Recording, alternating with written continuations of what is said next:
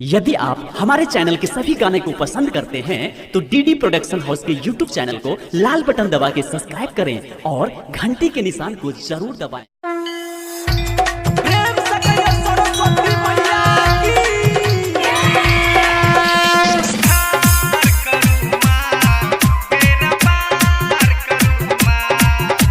Presented by DD Production House, Sakri.